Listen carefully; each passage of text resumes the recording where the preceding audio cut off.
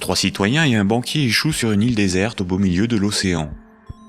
Ils s'organisent et décident de créer leur propre monnaie, qu'ils appellent euro. Le banquier fonde l'unique banque commerciale privée de l'île. Comme cette banque est nouvelle, les 3 citoyens n'ont rien sur leur compte. Ils ne peuvent pas s'échanger et se vendre ce qu'ils produisent. Ils ont bien des marchandises à se vendre, mais aucune monnaie pour les payer. Pour disposer de moyens de paiement, chaque citoyen va faire un crédit de 10 €, remboursable en 11 mois. Chaque citoyen devra rembourser 10 € de capital, plus 1 € d'intérêt. Lorsque le banquier leur accorde le crédit, il crée 10 € à partir de rien sur chaque compte. Le premier mois, la masse monétaire est de 30 €. Les citoyens disposent de monnaie pour s'échanger ce qu'ils produisent. À la fin du premier mois, les citoyens commencent à rembourser leur crédit. Le banquier prélève 1 € d'intérêt, qu'il utilise pour acheter des marchandises aux citoyens. La masse monétaire reste de 30 €. À l'issue du deuxième mois, le banquier efface 1 € du compte de chaque citoyen. Il reste 27 € en circulation. À l'issue du troisième mois, le banquier efface à nouveau 1 € du compte de chaque citoyen. Il reste 24 € en circulation. De mois en mois, la situation devient un peu plus compliquée, car la masse monétaire ne cesse de baisser. Les citoyens se retrouvent en concurrence pour capter l'argent. À l'issue du 11e mois, après une farouche concurrence entre les 3 citoyens pour capter la monnaie restante, leurs comptes sont vides, car tout le monde a remboursé exactement ce qu'il avait emprunté à la banque. Plus rien ne peut être ni acheté ni vendu. C'est la crise économique.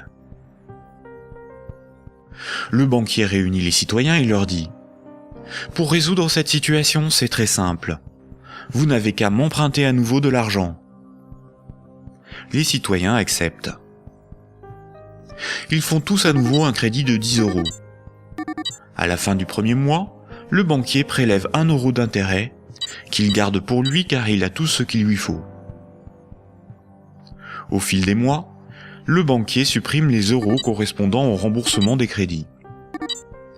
Comme les intérêts n'ont pas été dépensés par le banquier, c'est au bout du 10e mois seulement que les comptes des 3 citoyens sont vides. Il n'y a plus de monnaie en circulation, et pourtant il manque 3 € pour rembourser la totalité de leur crédit.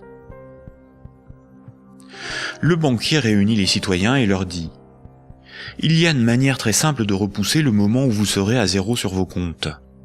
Vous n'avez qu'à m'emprunter régulièrement de l'argent, bien avant que la masse monétaire ne baisse trop et que l'économie ne s'arrête.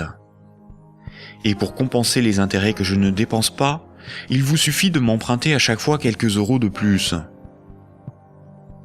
Les citoyens acceptent. Désormais, ils sont en permanence endettés, sinon la monnaie disparaît et l'économie s'arrête. Ils appellent cela la croissance. Mais comme ils sont endettés, ils se mettent à produire toujours plus pour rembourser le banquier, bien au-delà de leurs besoins réels. Ils ne produisent pas pour avoir de quoi se vêtir, se nourrir ou se loger. Ils produisent pour avoir l'argent nécessaire pour rembourser leur crédit. L'argent est devenu le moteur de leur vie, et non ce dont ils ont besoin pour vivre. Ce système permet au banquier de ne rien produire. Il passe son temps à gérer ses comptes, à créer de la monnaie puis à la détruire. Avec la monnaie qu'il fabrique, il achète ce dont il a besoin aux citoyens. Rapidement, les ressources naturelles de l'île viennent à manquer. Il n'y a plus de bois, plus de gibier, plus d'eau, plus de terre pour produire toujours plus. La croissance a épuisé les ressources naturelles et détruit l'environnement. Cette petite histoire met en valeur de réalités tout à fait surprenantes. D'une part, les sommes dues aux banques sont globalement supérieures aux sommes disponibles pour les rembourser. D'autre part, si tout le monde remboursait ses dettes, il n'y aurait quasiment plus de monnaie en circulation dans le monde. Tous les comptes seraient vides, tous les billets et pièces de monnaie disparaîtraient. Le système monétaire fonctionne comme un système pyramidal. Pour payer les crédits en cours de remboursement, il faut que de nouveaux crédits soient accordés. Sinon, la monnaie se raréfie et certains emprunteurs sont dans l'incapacité de rembourser leurs crédits.